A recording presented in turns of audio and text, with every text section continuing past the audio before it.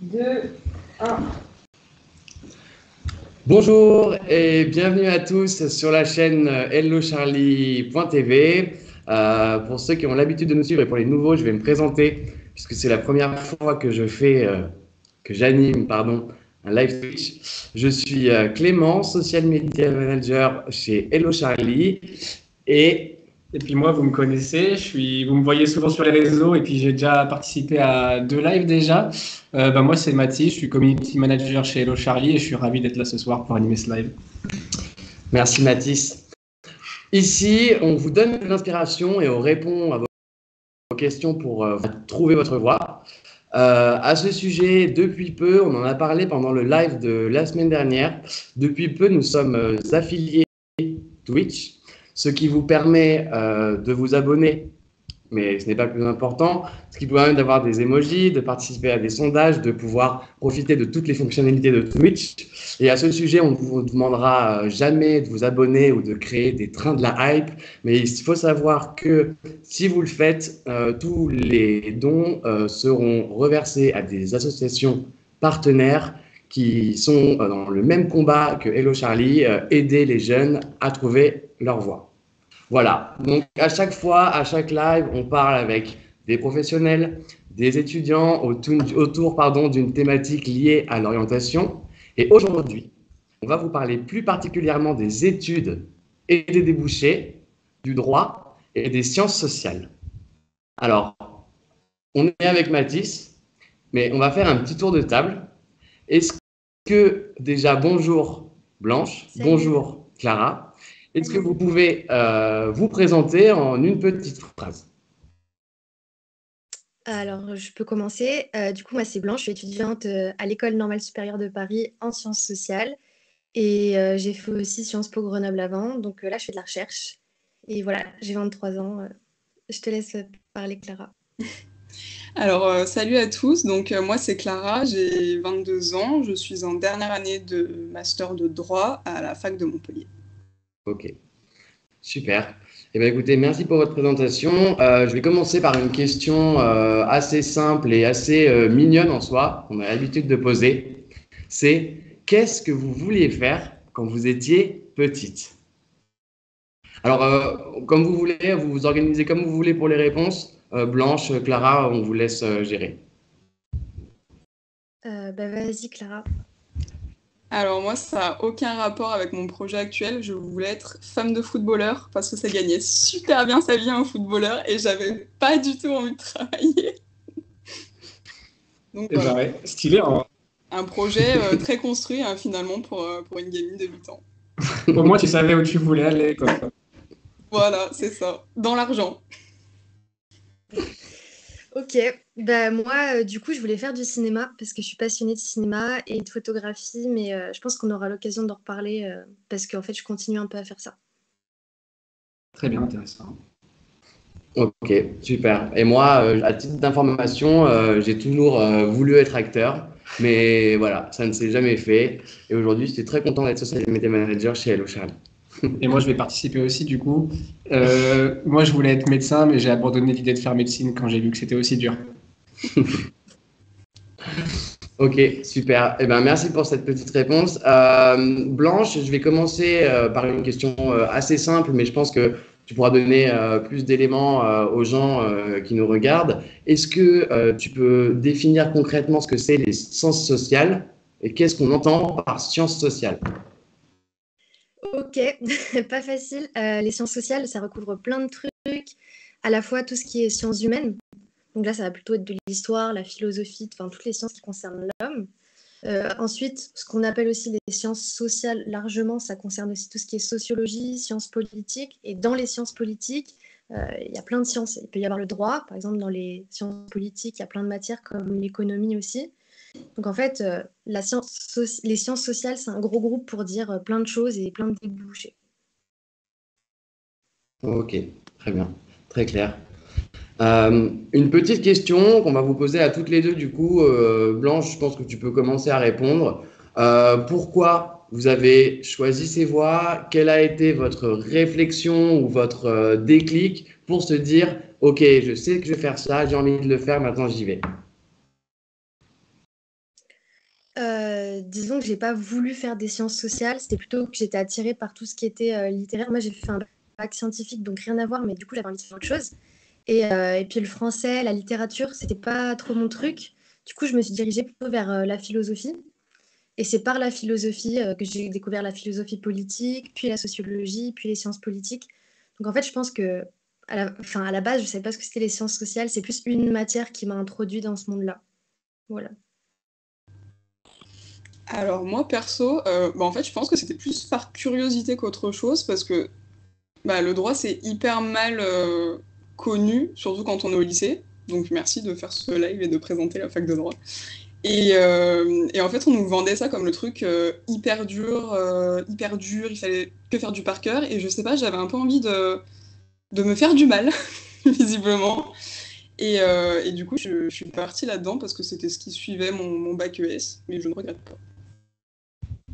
Ok, ouais, c'est vrai. Moi, à titre d'info, c'est vrai que tu parles de droit. On dit que c'est que du par cœur. Bon, c'est des questions qu'on pourra, pas qu'on pourra, qu'on va vous poser pendant le live à ce sujet du par cœur, de tout ça, comment on travaille dans une fac de droit. C'est vrai que moi, à titre d'info, juste pour un partage d'expérience, on pourra en rigoler. J'ai tenté la fac de droit, mais j'ai fait à peu près 2 mois et demi, 3 mois, je crois. Voilà, juste à titre d'info. Je pensais avoir, l'âme et le peps d'un avocat, mais je me suis rendu compte que j'étais peut-être pas et que j'avais peut-être plus besoin de faire une expérience pour travailler vite et de ces choses-là. Donc du coup, c'est vrai que moi, j'ai tenté et alors, malheureusement, heureusement, je pense qu'on peut pas le définir, mais en tout cas, c'est vrai que j'ai tenté et moi, personnellement, c'est pas une voie où j'ai réussi à me faire ma place, on va dire. Mathis, je pense que tu vas prendre le relais. Oui. On va pouvoir du coup dérouler. Eh ben, on va dérouler sur la première partie du coup du live. Et en fait, pour vous expliquer, on va orienter ça dans une espèce de battle, en fait, tout simplement en plusieurs thématiques. Donc, d'un côté, il y aura Clara qui va représenter le droit, et puis de l'autre côté, il y aura Blanche qui va représenter les sciences sociales. Ça va être incroyable, vous allez voir. Alors, pour commencer, du coup, la première thématique, c'est le choix de l'établissement. Donc, toi, Clara, tu es en université de droit, tout simplement. Et toi, Blanche, tu as fait donc Sciences Po. Et ensuite, là, maintenant, tu es à l'école normale sup. Donc, on va faire l'ENS contre la fac, tout simplement. Et pourquoi vous avez choisi votre établissement? À titre d'info, je me permets une petite aparté. C'est vrai qu'on n'en a pas parlé au début, mais Clara, qui est avec nous aujourd'hui, fait également a également un compte TikTok qu'on va pouvoir vous partager dans le chat du live et on vous invite bien évidemment à la suivre, à commenter, à partager toutes ces vidéos. Et c'est super utile pour tous les étudiants en droit qui galèrent. Exactement. Voilà, on a tous été là-dedans et c'est super utile d'avoir du contenu comme ça sur les réseaux sociaux, super accessible et super simple à comprendre. C'est très gentil, je me sens saucée. Ah non, j'adore. On est là pour ça, on est là pour ça. Alors du coup, on va commencer direct le petit versus. Alors, pourquoi Blanche, tu as choisi l'ENS et t'es pas allée autre part en fait? Bonne question. À la base, j'ai choisi Sciences Po avant l'ENS parce que j'avais un préjugé en tête, je pense, à ce moment-là, c'était que j'avais l'impression que j'allais pas pouvoir trouver du boulot et simplement faire quelque chose avec les sciences sociales à l'université. Et je pense que c'était un préjugé. Mais en tout cas, c'est ce qui m'a dirigée vers ça parce que on dit que parfois c'est un peu tendu de trouver du boulot quand on fait des sciences sociales, quand on fait de la sociologie typiquement. Et Sciences Po, c'est très cadré pour l'orientation, on est beaucoup plus accompagné. C'est des structures où en fait on est moins nombreux, on est tutoré aussi par des profs qui sont passés par ce dont on passe. Et à l'ENS, c'est un peu pareil parce que du coup, moi, je me suis orientée plus dans la recherche en sciences sociales. Je ne sais pas si vous savez, mais c'est une voie un peu compliquée, surtout en ce moment. Et dans l'avenir, ça va être encore pire, je pense. Et donc, c'est pour ça que les ENS, donc les écoles normales supérieures, il en existe plusieurs en France. C'est des écoles qui te donnent quand même beaucoup de bourses pour aller en thèse. C'est des contrats de thèse. Tandis qu'à l'université, dans les grandes universités, typiquement à Grenoble, tu as 3, 4 contrats de thèse à la fin. C'était pour me laisser vraiment le plus d'opportunités possible que je me suis dirigée vers des écoles. Voilà. Très bien, mais du coup, concrètement, qu'est-ce que tu apprends au final à l'ENS? Tu apprends à faire ta thèse, tu as des cours comme à la fac, ça se passe comment? Bah, du coup, pas encore. En fait, c'est hyper compliqué, les écoles normales supérieures à comprendre. Même moi, ça fait 1 an que j'y suis et j'ai du mal encore à comprendre. N'hésitez pas d'ailleurs à m'envoyer des messages si vous voulez, vous êtes intéressé par cette voie. Mais en gros, là, je suis dans une année qui est préparatoire au master. Ça existe nulle part ailleurs dans aucune autre école. Et en gros, c'est une remise à niveau pour les gens qui n'ont pas fait de prépa comme moi.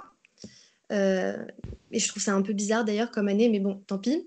Et après, le master, il va me préparer à préparer une thèse. Donc voilà. Ok, très intéressant. Et toi, du coup, Clara, pourquoi avoir choisi l'université alors que en réalité, des carrières dans le droit, tu peux en faire autre part qu'à l'université? Alors, en fait, on peut. Alors, moi, à mon époque, maintenant, je sais pas s'il y a de nouvelles voies qui sont sorties, mais à mon époque, on pouvait faire, si on voulait faire quelque chose de très général, vraiment tourné vers le droit et tous ses métiers, et pas un truc spécialisé comme le notariat ou quoi, on pouvait soit choisir la fac, donc ce que j'ai fait, soit faire un DUT, carrière juridique, et maintenant, je crois que c'est un BUT, si je me trompe pas. Oui, c'est ça, je crois. Voilà, je me suis bien renseignée. Et en fait, on nous a toujours dit, donc à mon époque en DUT, vous étiez très suivis, que c'était en fait le prolongement un peu du lycée, c'était toujours des cours en petite classe avec des devoirs, etc. Et moi, j'en avais ras la casquette, mais au possible. En fait, je voulais juste qu'on me laisse tranquille. Et ce dont tous les étudiants avaient un peu peur, justement, c'était de cette liberté, de ce trop-plein de liberté à la fac. Mais en fait, moi, je voulais vraiment organiser mon truc. Bah, si je travaillais pas, tant pis, c'était ma faute. Mais j'en pouvais plus qu'on me donne des trucs, qu'on surveille ce que je faisais tout le temps, tout le temps. Donc du coup, je suis partie directement à la fac, j'étais très contente. Et du coup, tu as réussi à t'épanouir dans cette liberté d'organisation et de Ouais. cours, tout simplement. Ouais, c'est vraiment ce que je cherchais. Après, au final, la fac, c'est pas si libre parce que donc vous avez les cours magistraux auxquels vous assistez ou vous assistez pas, ça c'est votre problème, mais vous avez quand même des petits cours de TD qui ressemblent un peu à ce qu'on fait au lycée. Donc il y a toujours un petit bout de suivi quand même, mais c'était pas allez, on vérifie si vous avez fait vos exercices. Donc ça m'allait très bien. Oui, au final, si tu travailles pas, c'est toi qui en payes les conséquences, et puis c'est comme ça, quoi. Et puis en plus, tu as fait la transition parfaitement, du coup, parce que tu as expliqué la modalité des cours. Mais est-ce que tu peux maintenant nous donner quelques exemples de matières que tu as en droit? Toi, tu as choisi quelle spécialité en droit? Alors moi j'ai pas fait, donc j'étais pour ma licence j'étais à la fac de Grenoble et après j'ai bougé à Montpellier pour mon master et la licence de Grenoble elle est relativement elle est vraiment très générale, il n'y a pas de spécialisation jusqu'à la L3 mais après petit à petit vous pouvez choisir si vous prenez plutôt les matières enfin les grandes matières en privé ou en public mais ça reste mineur. Et qu'est-ce qu'on y étudie? Alors, les matières principales que vous allez étudier, surtout en L1, c'est le droit constitutionnel. Donc, en fait, on va vous apprendre comment fonctionne l'État.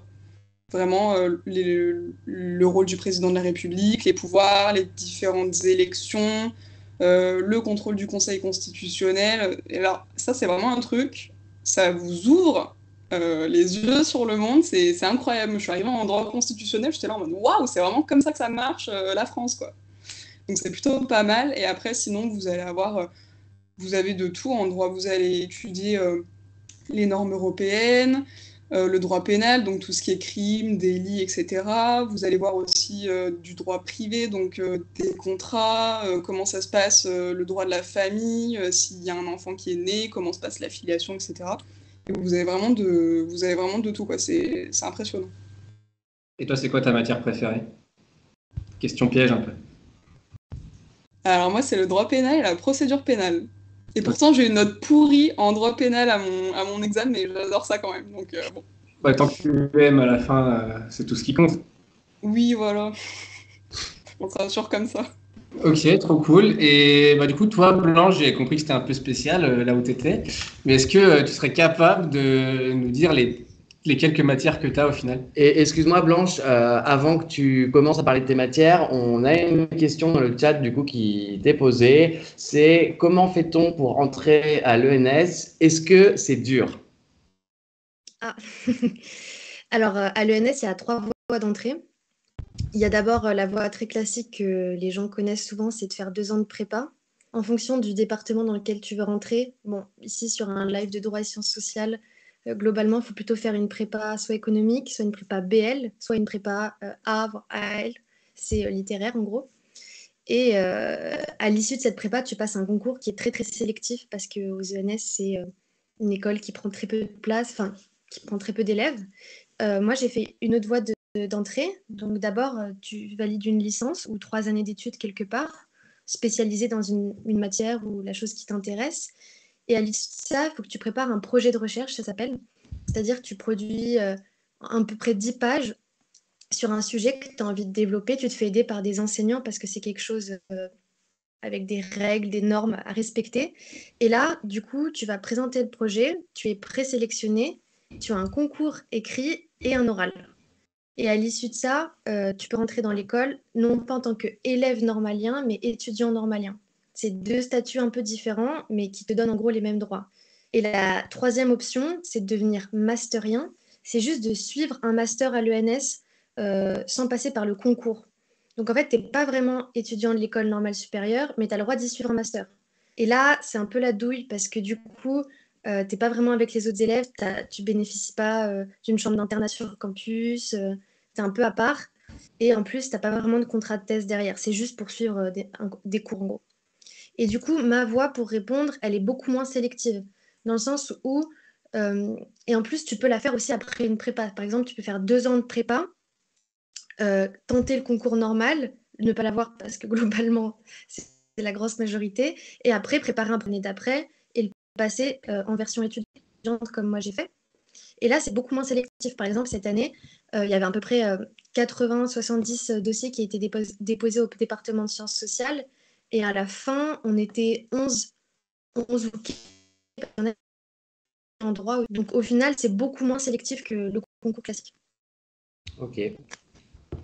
Écoute, merci pour toutes ces précisions et excuse-moi de t'avoir coupé avec la question de Mathis, mais comme on est en live et qu'il y a des gens qui ont des questions, je n'hésiterai pas à vous couper si je trouve une question intéressante, je vous la poserai bien évidemment. On a une autre question justement sur l'ENS. Okay. Le concours de l'ENS, c'est une banque de communes où chaque ENS a son concours.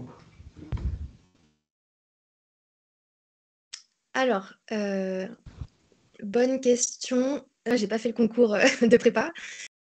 Comme je l'ai dit, alors, a priori, je crois que c'est des concours qui sont complètement individuels. Je sais pas si vous savez, mais c'est des écoles très différentes. Par exemple, pour faire simple, il y a 4 ENS, il y a Rennes, Lyon, Paris, Ulm, la plus connue, et Paris-Saclay. Et chaque ENS, elle est assez orientée en fonction des disciplines. Celle de Paris-Ulm, c'est la plus connue, donc il y a vraiment toutes les disciplines, mais par exemple, à Rennes, c'est plus pour les disciplines scientifiques. Donc, il faut vous renseigner d'abord sur l'école qui vous intéresse. Ça, c'est mon conseil. En plus, vous renseigner sur les cultures de ces écoles-là, parce qu'elles sont très différentes. On n'est pas du tout le même étudiant, on n'a pas la même vie étudiante à l'ENS Lyon qu'à l'ENS Paris. Et donc, je pense que c'est des banques de concours différentes parce qu'elles ne fonctionnent pas du tout ensemble. Après, là, j'avoue que ma réponse n'est pas officielle. Je ne suis pas sûre à 100%. Bah écoute, tu as déjà bien répondu à la question, je pense. Donc, le plus important pour celui ou celle qui a posé la question dans le chat, c'est de se renseigner sur l'école que vous voulez intégrer. Et normalement, vous trouverez la réponse. Alors, du coup, Blanche, est-ce que tu peux nous dire rapidement quelles sont les matières que toi, tu apprends à l'ENS? Du coup, moi, je suis au département de sciences sociales.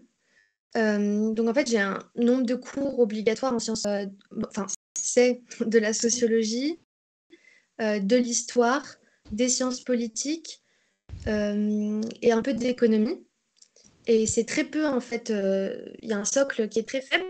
Et nous, au département de sciences sociales, on invite vraiment les étudiants à prendre des cours dans les autres départements parce que c'est ça qui enrichit les sciences sociales. En fonction de ton projet de recherche ou de ce que tu veux faire après, ça va être hyper pertinent d'aller prendre des cours en sciences, d'aller prendre des cours en art, d'aller prendre des cours en biologie, dans tous les autres départements de l'ENS. C'est vraiment, tu modules ton parcours en fonction de ce que tu veux faire. Et chaque parcours à l'ENS, il est genre super différent. Moi, je suis avec d'autres étudiants qui sont censés être au même département de sciences sociales que moi, alors qu'au final, on se voit très peu parce qu'ils ont un parcours super différent. Moi, je fais de la photographie, des arts appliqués, et j'applique ça aux sciences sociales, en fait. Donc, c'est vraiment la carte. Et ça, c'est l'avantage de l'école. Super intéressant. Merci beaucoup pour ta réponse. Ok.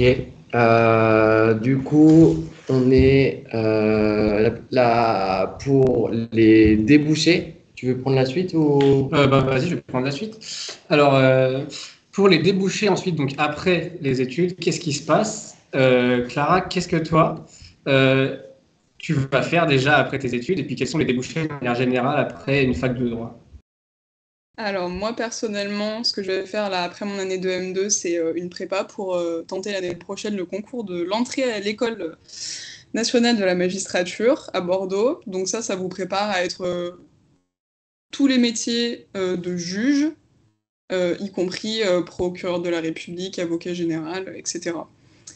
C'est assez sélectif, donc du coup, il vous conseille une prépa, donc c'est ce que je vais faire en espérant l'avoir. Mais sinon, en droit, vous pouvez faire vraiment, mais beaucoup, beaucoup, beaucoup de choses, et j'en découvre encore, même en M2. Mais par contre, il faut avoir envie de passer des concours parce que, pas la totalité, mais il y a vraiment beaucoup, beaucoup de professions qui sont sur concours. J'en connais pas tant où ils embauchent sans rien. Par exemple, vous avez juriste en entreprise, où là, vous n'avez pas besoin de concours, mais pour tout ce qui est notaire, avocat, juge, la fonction publique, c'est sur concours, mais après, vous pouvez passer aussi tout ce qui est police, centre pénitentiaire, douane, enfin, vous avez vraiment genre des débouchés de ouf. Et après, moi, j'ai découvert encore des trucs, cet exemple, j'ai un intervenant qui était, qui en fait, donc il avait pas de passé de concours et il vendait des officines de pharmacie. Genre, c'était son boulot de gérer les sessions d'officine de pharmacie. Et en plus, c'est un truc qui rapporte vraiment beaucoup. Parce que une officine de pharmacie, ça coûte une blinde. Donc du coup, vous pouvez vraiment faire tout ce que vous voulez avec du droit, même partir au niveau des RH ou faire complètement autre chose. Au final, c'est très large. Eh ben, trop bien, mais du coup, il faut pas avoir peur de passer les concours, quoi. Ouais, c'est ça. Ok, très bien. Et du coup, toi, Blanche, c'est quoi les débouchés après l'ENS? Du coup, les débouchés en sciences sociales après l'ENS, ils sont hyper variés. À la base, le dire de l'enseignement et de la recherche. Donc, à l'intérieur de l'ENS, on a une prépa agrégation. Donc, c'est très classique qu'on sorte de l'ENS en étant agrégé de sciences économiques et sociales, par exemple, ou ça peut être dans d'autres matières, en histoire, en politique, etc. Donc, l'enseignement et la recherche, c'est quand même l'objectif principal de notre formation. Mais après, l'avantage de l'école, c'est qu'elle a pas mal de partenariats, notamment avec des écoles de journalisme à Paris. Donc, en fait, on peut basculer un an en école de journalisme, c'est très facile. Enfin, les partenariats, ils sont hyper ouverts. Donc, on peut devenir journaliste. Après, on peut faire une prépa, du coup, pour les grands corps d'État, donc l'ENA, l'INSEE, pour travailler donc, dans la haute fonction publique ou la fonction publique d'État. On peut aussi être, sans continuer forcément derrière, être ingénieur d'études, chargé d'études pour la fonction publique, pour le privé, par exemple, faire des sondages pour Ipsos, typiquement. C'est des sciences sociales, quoi. On peut faire beaucoup, beaucoup, beaucoup de choses derrière. Bah, trop cool. Et toi, tu veux faire quoi plus tard? Oula, vaste question. Pour l'instant, c'est l'enseignement et la recherche qui m'intéressent, mais je suis pas sûre de moi. Et du coup, je fais un stage en ce moment où, typiquement, par exemple, je suis dans une société de production qui écrit des documentaires pour Arte et France Culture. Et du coup, je me sers de ma formation en sciences sociales pour faire de la recherche sur les documentaires. Ça peut être des sujets super variés. Il y a aussi toute une réflexion sur l'image, donc qui est hyper intéressante. Moi, ça me plaît. Et donc ça, c'est typiquement un métier que je pourrais faire, écrire des documentaires. Voilà. Trop cool. Et tu l'aimes bien ton stage? Ouais, c'est super bien. C'est vraiment top. Je suis avec une équipe trop bien. Et j'ai été un peu prise parce que du coup, ma boss, elle a fait l'ENS aussi. Donc, on avait une culture commune. Et ça, c'est hyper important, en fait. moi, j'aime pas tout ce qui est réseau et tout, réseautage, mais c'est hyper vrai que dans ce genre d'école, que ce soit Sciences Po ou l'ENS, quand on cherche un stage, plus tard quand on cherche un boulot, ben, on va directement vers les anciens étudiants de nos départements, on va vers ces annuaires-là et ça facilite vachement la tâche, surtout quand on n'a pas personnellement ou dans notre famille des contacts pour obtenir des stages, quoi. Ok, très clair. Merci pour vos réponses. Moi, au niveau des débouchés, je pense que les jeunes et les gens au global qui nous regardent ont cette question et c'est pour ça que je vais la poser. Dans votre filière, à toutes les deux, au bout de combien d'années d'études au minimum on peut prétendre à pouvoir travailler, à avoir un métier? Je ne sais pas qui veut répondre en premier, mais je vous pose la question à toutes les deux. Donc, Clara, disons, allons-y. À Bac+2, je suis pas sûre, j'ai des doutes, mais je sais qu'à Bac+3, vous pouvez déjà passer pas mal de concours. Par exemple, le concours pour intégrer les services de greffe en juridiction, c'est à Bac+3. Et après, vous avez aussi des concours de la fonction publique et des services pénitentiaires aussi qui doivent être à Bac+3. Mais généralement, il y a certains concours qui sont ouverts, mais on conseille aux étudiants de continuer un peu pour se forger une culture juridique un peu plus solide et les passer après pour être sûr de les avoir. Mais à Bac+3, normalement, il y a pas mal de trucs qui sont atteignables déjà. Et du coup, pour le volet plus sciences sociales, c'est quand même beaucoup moins professionnalisant que le droit, dans le sens où si vous allez faire comme moi, par exemple, de la sociologie, il faut vous attendre à faire quand même des longues études. En dessous de Bac+5, tout ce que j'ai évoqué, c'est pas possible. À Bac+3, vous pouvez quand même travailler dans tout ce qui est bibliothèque, archives documentaires, ou alors limite vous réorienter vers tout ce qui est le métier de l'enseignement, mais du coup sans agrég, ça va être le CAPES, Master, quoique maintenant il faut un Master MEF. Mais sinon, en gros, c'est des études longues. Et si vous voulez faire de l'enseignement et de la recherche, là, ça devient très long parce que vous faites des études toute votre vie pratiquement, mais c'est Bac+12 quoi, pour vraiment se professionnaliser. Donc voilà, je dirais que quand même le minimum, ça reste pour moi Bac+5. Très très clair. Et du coup, Blanche, tu as tout à l'heure un peu répondu. Donc notre prochain volet, c'est pour parler des stages. Donc Blanche, la première question, en fait, c'était est-ce qu'il y a une possibilité de stage dans vos filières? Est-ce que toi, Blanche, c'était une obligation de faire ce stage ou tu l'as fait par choix? Non, du coup, vu que l'ENS est très orienté recherche, en tout cas en sciences sociales, vous n'avez pas de stage obligatoire à faire qui soit professionnalisant. Parce que, en fait, vous avez des stages de recherche, donc c'est un peu différent. C'est-à-dire qu'au cours de votre scolarité, vous êtes obligé de faire une enquête de terrain collective de recherche. Mais du coup, ça reste dans les murs de l'école, entre guillemets. Mais sinon, vous n'allez pas être obligé de faire des stages en dehors de la structure, parce que ça veut dire qu'il faut les caler si vous ne voulez pas forcément rester dans le monde académique, enfin les caler un peu sur votre temps d'été, ouais, ou alors prendre une année de césure pour faire ça, parce que c'est pas prévu vraiment dans le temps de scolarité. Du coup, c'est un stage non obligatoire. Ok, très bien. Et toi, Clara, est-ce que tu as fait des stages? Est-ce que tu es en stage? Et puis, est-ce que c'est obligatoire en master ou en licence de droit? Alors là, je suis en stage, je termine cette semaine. Et là, mon stage, c'est un stage de 3 mois, il est obligatoire pour valider mon master, mais en fait, en droit, ça va dépendre vraiment du master que vous faites si vous êtes en master, et si jamais vous êtes en licence, de la fac. Parce que moi, personnellement, à Grenoble, on m'a jamais... Enfin, j'ai jamais eu de stage obligatoire à faire, vous pouvez en faire pendant l'été ou pendant les vacances, il n'y a pas de souci. Mais je sais que j'ai des amis qui viennent d'autres facs et qui m'ont dit qu'ils avaient eu, par exemple, 3 semaines de stage obligatoire et qu'ils avaient soit une période qui était réservée pour le faire, soit il fallait le faire pendant les vacances. Du coup, ça dépend vraiment. Mais alors, par contre, pour le dossier, c'est super de faire un stage. Oui, c'est vrai que c'est un plus après sur le CV d'avoir des stages, des expériences professionnelles. Ça, c'est clair. Et question un peu plus générale cette fois, mais selon vous, quelles sont les qualités pour étudier dans votre filière? Qui veut commencer? Clara, tu veux commencer? Allez, motivation. Je peux même pas...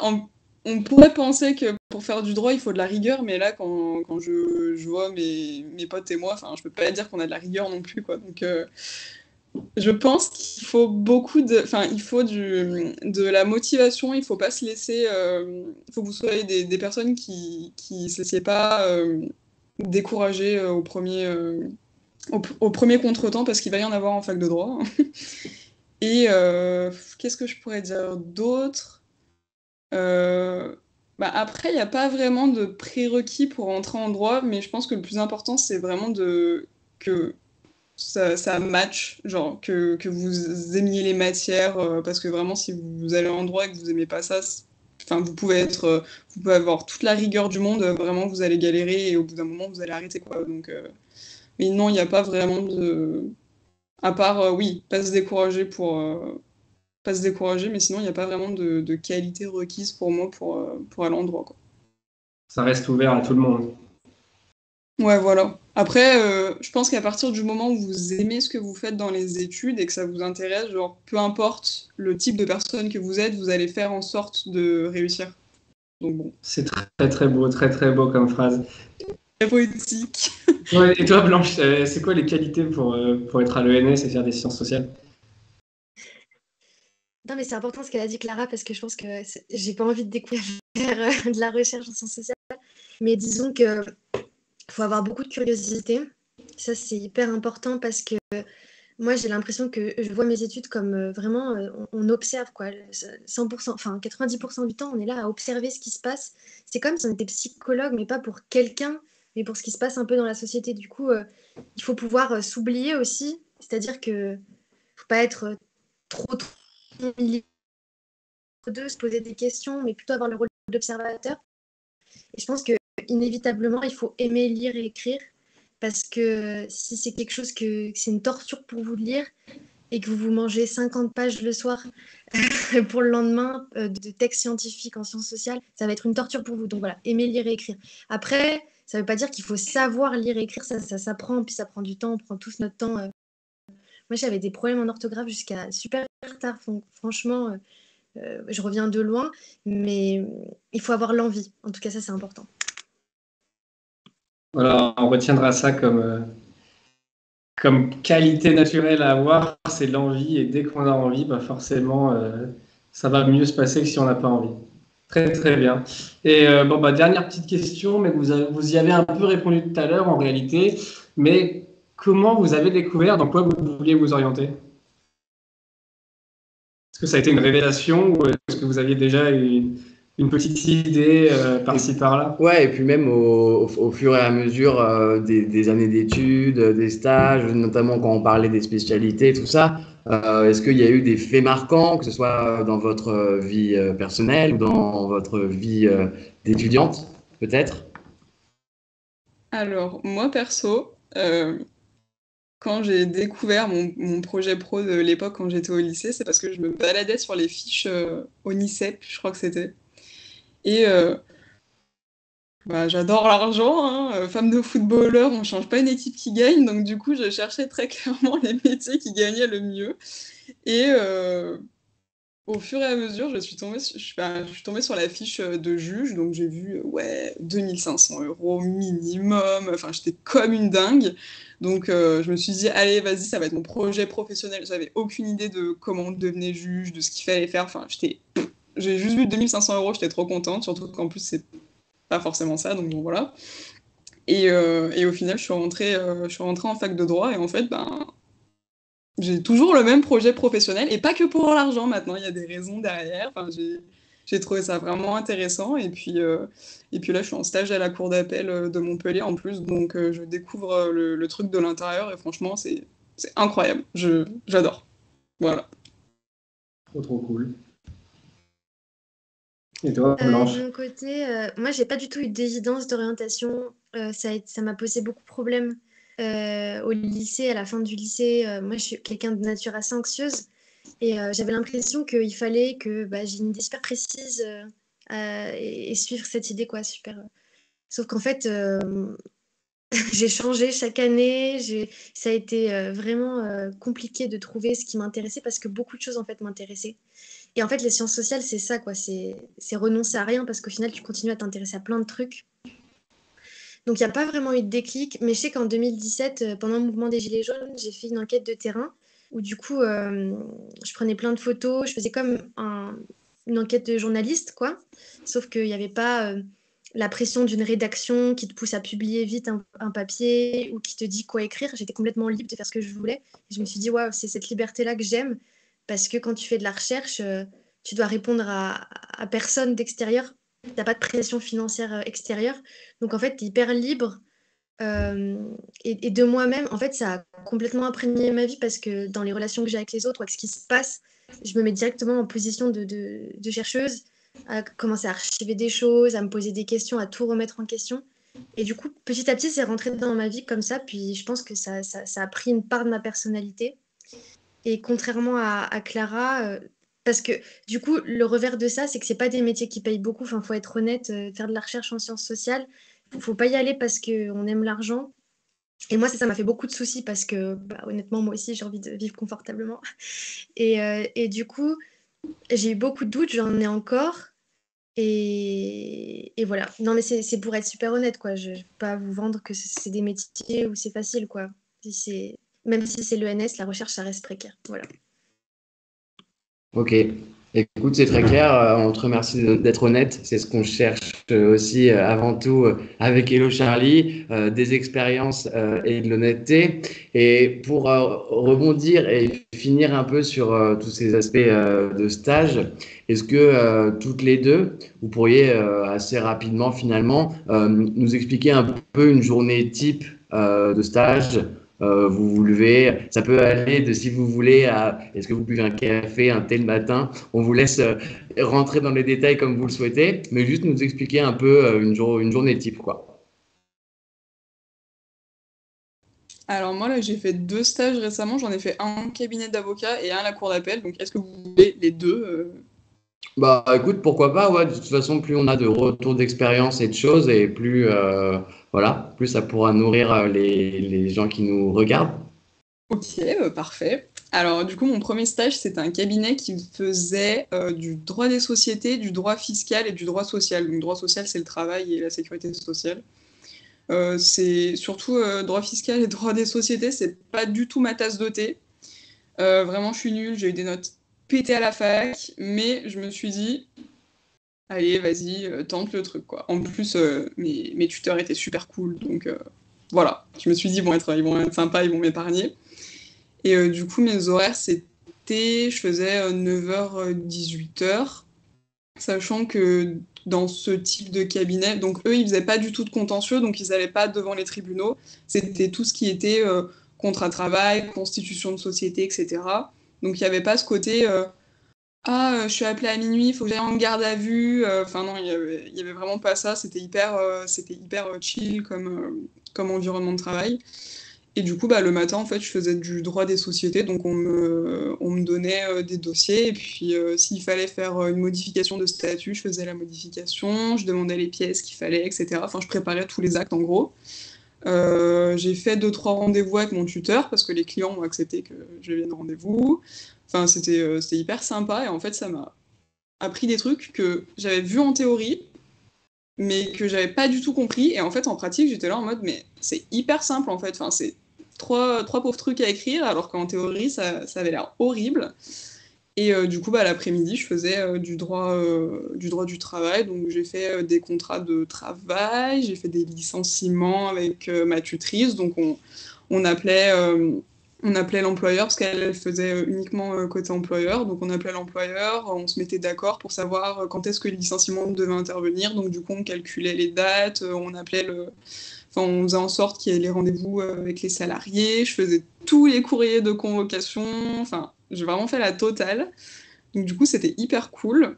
Et je suis restée 1 mois et demi, j'ai basculé donc à la cour d'appel. Et à la cour d'appel, là, je suis à la 2e chambre civile. Et du coup, c'est la chambre de l'urgence. Donc dans cette chambre, vous faites tout ce qui est procédure où il faut que ça aille un peu vite, quoi. Donc les référés, tous les trucs comme ça. Et principalement, ce que je fais, c'est que j'accompagne mon magistrat, qui est le président de la chambre, je l'accompagne aux audiences. Donc il est super gentil, il me laisse m'asseoir sur les fauteuils des magistrats à côté de lui. Ils sont hyper confortables, le budget de la justice, il est dans ces fauteuils-là. Et du coup, donc on fait les audiences quand il y en a, donc c'est des audiences à jour fixe, donc c'est tous les lundis après, mais tous les mercredis matin. Et après, le reste du temps, il me laisse me balader dans la cour d'appel si j'ai envie d'aller voir une audience à la cour d'assises. Enfin, il m'a fait faire plein de trucs. Et sinon, pour aider un peu la juridiction, j'ai accès aux dossiers, on me donne les dossiers, et en fait, je fais un rapport de qui demande quoi, quels sont les faits, comment ça s'est passé, est-ce que ça c'est dans les dates, est-ce que ça c'est pas dans les dates. Et au final, ça fait un gros résumé pour le magistrat qui, du coup, a plus qu'à lire ça à l'audience, et puis ça simplifie un peu son travail, parce qu'il y a quand même pas mal de dossiers. Voilà. Très bien. Très complet. Et du coup, pour rebondir, moi, sur mon stage, est-ce que c'est pas plus pertinent que je parle des stages de recherche ou plutôt de mon stage de production? Parce qu'il y a un stage qui est très professionnalisant dans la recherche et un stage qui est très académique. Je sais pas ce qui intéresserait le plus. Après, à toi de nous dire aussi, tu vois, de ce que tu as trouvé le plus intéressant, ce qui, toi, t'a le plus plu. Je pense que, voilà, parle-nous de ton expérience comme tu as envie de la partager, en fait. Tu te mets pas du tout de barrière par rapport à tout ça. Bah, peut-être expliquer ce que c'est un peu plus la recherche, parce que je pense que c'est pas très clair. Enfin, pour moi, ça l'était pas avant. Du coup, nous, on fait des stages de recherche en sociologie.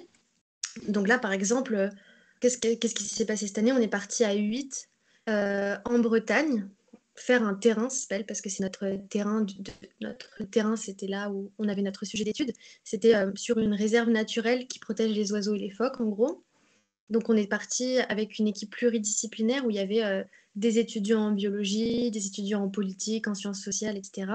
Et notre but, ça va être d'étudier cette réserve, d'étudier la protection de l'environnement, de faire des entretiens avec les gens, de prendre des photos, d'archiver tout ce qu'on fait. Donc il y a tout un protocole.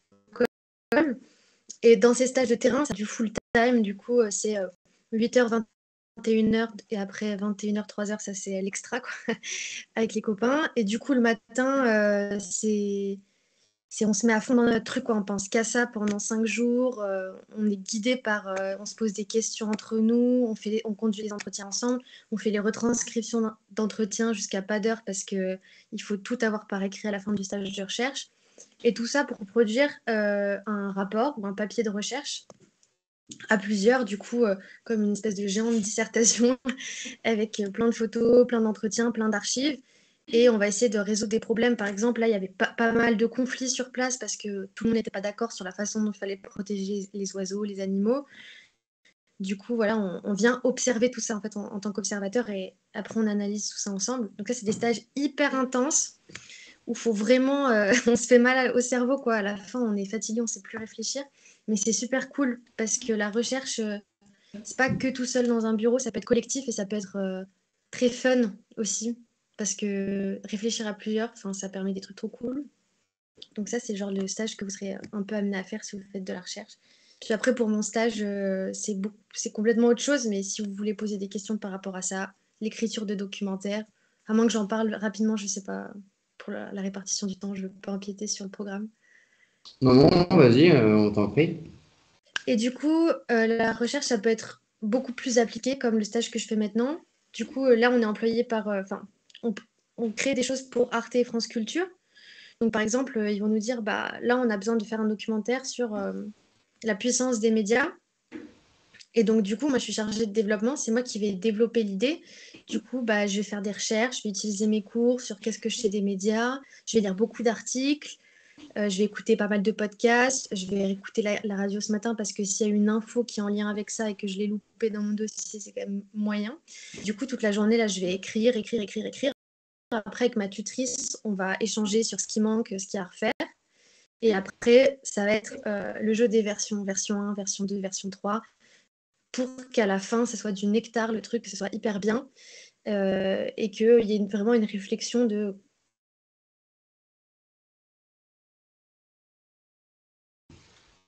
On a perdu Blanche. Hyper important. Une histoire à partir de tout ça. Ok, très bien. On t'a perdu sur la fin, Blanche. Il y a la connexion qui a sauté un peu. Tu peux juste répéter C'est bon ta conclusion. Là, on t'entend, c'est bon. Ok, je suis désolée, j'ai reçu un appel en même temps. La conclusion, c'était que, donc voilà, l'exactitude scientifique des faits, puis après, créer une histoire à partir de ça pour que ça intéresse les gens et que ce soit pas... Parce que sinon, c'est très, très chiant, la recherche. S'il faut un peu... faut spacer tout ça, quoi. Voilà. Très, très bien. Ok. Très, très cool. Bah écoutez, merci à vous deux. On vous a posé pas mal de questions. Merci beaucoup pour vos réponses. Pour ceux qui arrivent et qui nous rejoignent, nous, on est, c'est bon, on fait partie de chez Hello Charlie. Et notre but, et aussi le but de ces lives, c'est de donner le maximum de billes aux jeunes pour qu'ils puissent trouver de manière la plus simple leur orientation, leur formation et les métiers de leur choix. On va passer maintenant à la partie 2 du live qui est les idées reçues. Mathis, je vais te laisser prendre la suite si ça te dérange pas. Yes. Alors, on va commencer sur le thème du droit avec toi, Clara. Donc, la première idée reçue qu'on a, donc le chat, après, on va faire des sondages, en gros, et vous allez devoir dire si c'est vrai ou faux. Donc, première idée reçue, tout le monde a le droit d'être défendu, mais les avocats ont le droit de ne pas défendre une affaire si elle ne correspond pas à leur valeur. Est-ce que c'est vrai ou faux? On vous laisse répondre dans le chat, on va créer le sondage, et puis après, comme ça, Clara, toi, tu pourras donner ta réponse. On met un petit suspense là. Voilà, petit Il y a un suspense. petit suspense. Ok, on met un petit suspense. On va attendre que le chat donne son avis, c'est important.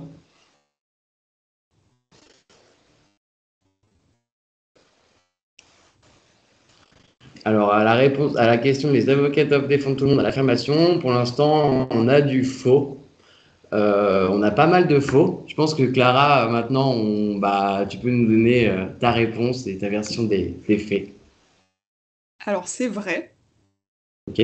Vous pouvez choisir de défendre qui vous voulez quand vous êtes avocat.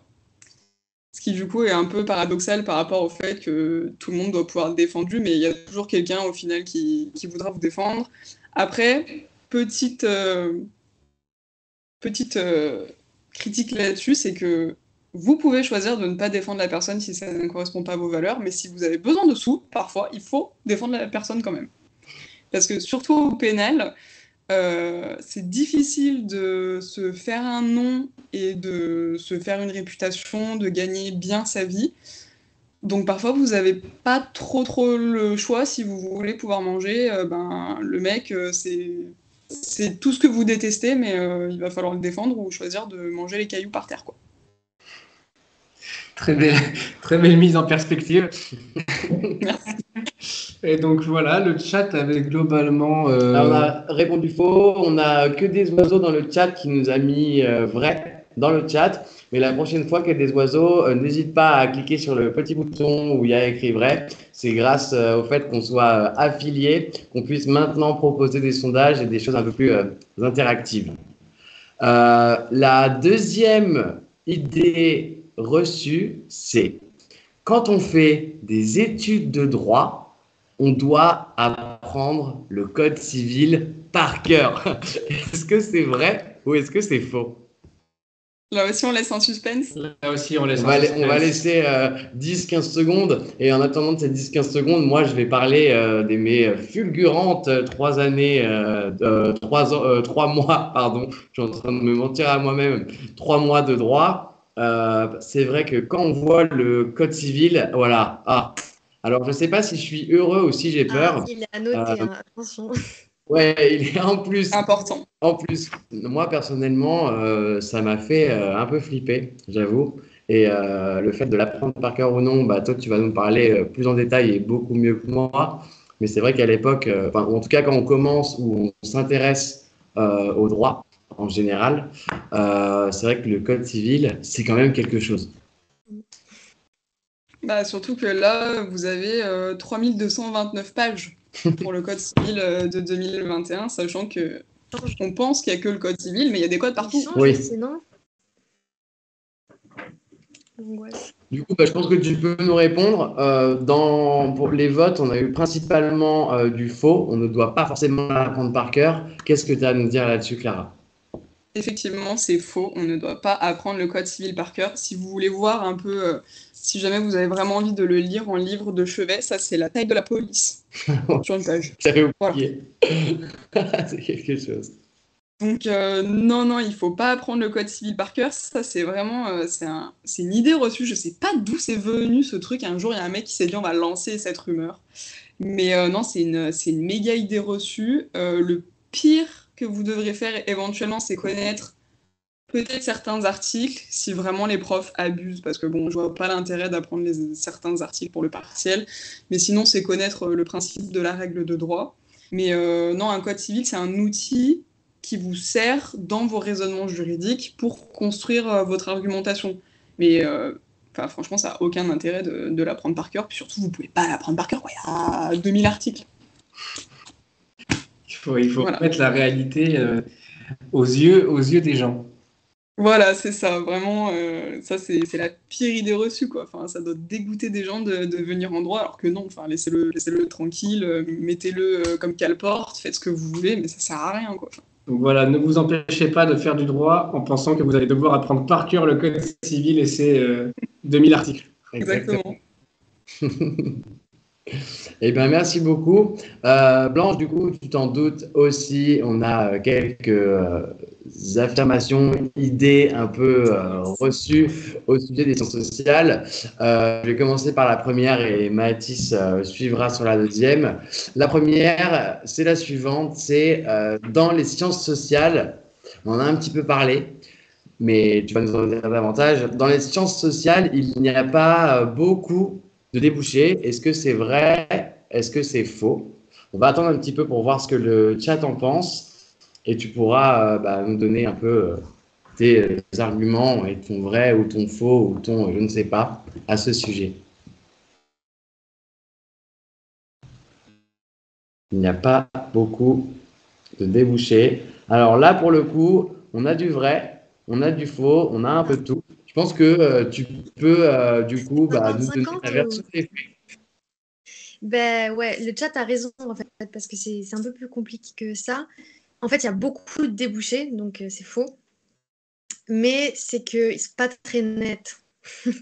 Donc c'est pour ça que je pense que le chat est un peu perdu. C'est-à-dire que là, comme ça, quand vous commencez vos études, vous vous dites non mais attendez, à ce que j'apprends, jamais je le mettrai en pratique dans mon métier, parce que c'est pas du tout professionnalisant, vraiment, ça peut faire peur.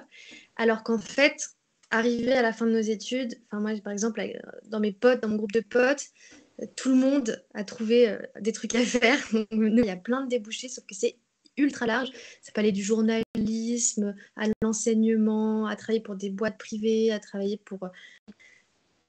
C'est infini, les débouchés en sciences sociales. Il n'y a pas une personne qui fait la même chose de mon groupe de potes avec qui j'étais avant. Donc, non, c'est très large. C'est juste pas très clair. Donc l'important, c'est de trouver son phare dans la nuit, la direction dans laquelle on veut aller et trouver son chemin. Voilà. Faut pas être trop stressé, hein. Faut pas avoir besoin d'un guide super clair, quoi, parce que sinon ça va pas être la bonne orientation, je pense. Très très cool comme réponse, merci beaucoup. Alors ensuite, la deuxième idée reçue pour toi, Blanche. Les sciences sociales ne sont pas des vraies sciences. Aïe aïe aïe, ça attaque à pas la peine.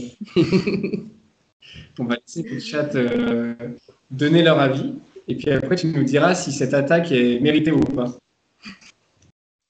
Grosse attaque. Attention. Je compte sur Pour l'instant, on a majoritairement du faux. Ah. Ça te rassure ou pas? Ouais, ça va, ça me rassure un peu. Mais bon, que vous me posiez la question, c'est que ça traîne quand même. C'est vrai que c'est des idées reçues. Là, pour te dire, au niveau du chat, on a principalement du faux. Je pense que tu peux nous donner ta version et nous expliquer, du coup. Eh bien, c'est faux. Parce que c'est une science qui a ses méthodologies de recherche, ses outils. Il faut les apprendre. Ça c'est pas commun de lire un papier sciences sociales, du coup, en fait, pas beaucoup de gens savent ce que c'est. D'ailleurs, vous pouvez traîner un peu dans les revues de sciences sociales si ça vous intéresse, par exemple la revue française de sociologie, si vous voulez un peu voir ce que c'est que la recherche scientifique en sciences sociales. Mais non, c'est une vraie science, en fait, au même titre que d'autres sciences. Et la question-là de savoir est-ce que la sociologie, c'est une science ou pas, en soi, c'est déjà une hiérarchie des disciplines qui existe pas mal en fait dans l'université, dans l'enseignement supérieur. Par exemple, quand vous arrivez à l'ENS, les sciences dures, comme on dit, les mathématiques, la physique, ils vont avoir des débouchés super glorieux, gagner beaucoup d'argent, être vachement mis en avant par les écoles. Et nous, les sciences sociales, on est un peu relégués au second plan parce que ça paye un peu moins, c'est moins productif financièrement, il y a moins d'entreprises qui gagnent du fric qui vont vous payer pour faire ça. Du coup, en fait, globalement, c'est quand même moins valorisé dans l'esprit des gens. Mais rassurez-vous, si vous faites des sciences sociales et de la recherche, vous êtes quand même un scientifique. Voilà, ça c'est dit. C'est dit, c'était très clair. Merci beaucoup. Je pense qu'on a bientôt terminé avec toutes les questions qu'on avait à vous poser. Encore une fois, on vous remercie pour votre implication, pour votre temps, pour votre sincérité, votre honnêteté. C'est hyper important, je pense, et vous l'avez souligné aussi vous-même, d'être honnête avec soi-même et pour du coup savoir si on aime faire les choses qu'on va faire ou pas. Donc, c'est très clair. Encore une fois, vous êtes sur la chaîne de hellocharlie.tv. Nous, notre mission, c'est vraiment d'aider les jeunes et aussi un petit peu les moins jeunes, ça va jusqu'à 30 ans, on va dire, de les aider à trouver leur voie. Et grâce à Blanche et Clara aujourd'hui, je pense qu'on a fait encore un pas de plus, un pas en avant pour les aider. Et une nouvelle fois, on vous remercie. Je pense qu'une dernière fois, on peut mettre le lien TikTok de Clara. N'hésitez pas encore une fois à aller vous abonner, à liker ces vidéos et à commenter. Et je ne sais pas ce qu'il y a à dire de ton côté. Et moi, je vous remercie beaucoup d'être venu et d'avoir accepté l'invitation. Et je ne vais pas vous lâcher maintenant. Je vais vous demander à chacune votre dernière petite phrase, votre dernier petit conseil, en fait, tout simplement pour trouver son orientation. Très rapidement, en une phrase ou deux, votre conseil pour trouver son orientation. Et on finira là-dessus. Moi, mon conseil, ça sera de ne pas trop stresser. Que l'important dans la vie, c'est pas la finalité. On fait pas des choses pour la finalité, mais on fait des instants T, ça nous plaît. Donc, arrêtez sur le but. Focalisez-vous sur le présent, là, qu'est-ce qui vous plaît de faire dans un mois, dans 2 jours, mais pensez pas à l'après.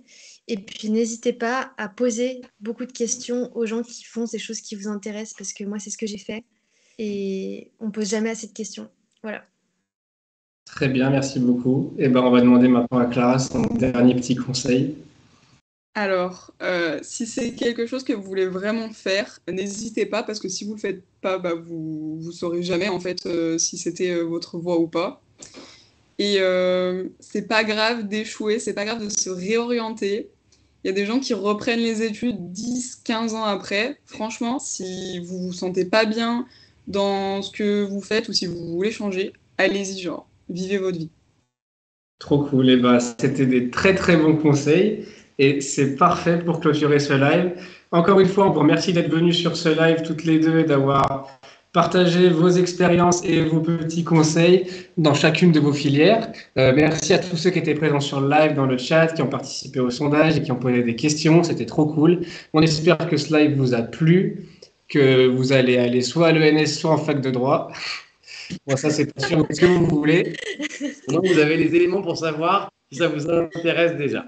Voilà, et puis je pense que Clément est très content d'avoir animé son premier live. Écoutez, ouais, moi, à chaud comme ça, c'est vrai que c'est toujours un peu stressant au début, mais avec la qualité des personnes qui m'entourent aujourd'hui, je l'ai fait.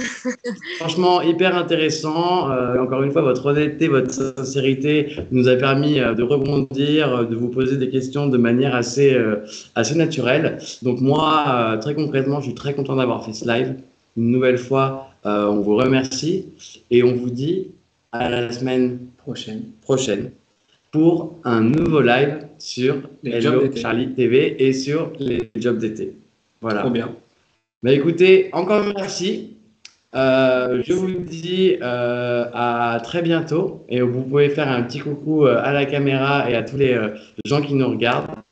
Et je vous souhaite à tous une bonne soirée et à très bientôt. Peace.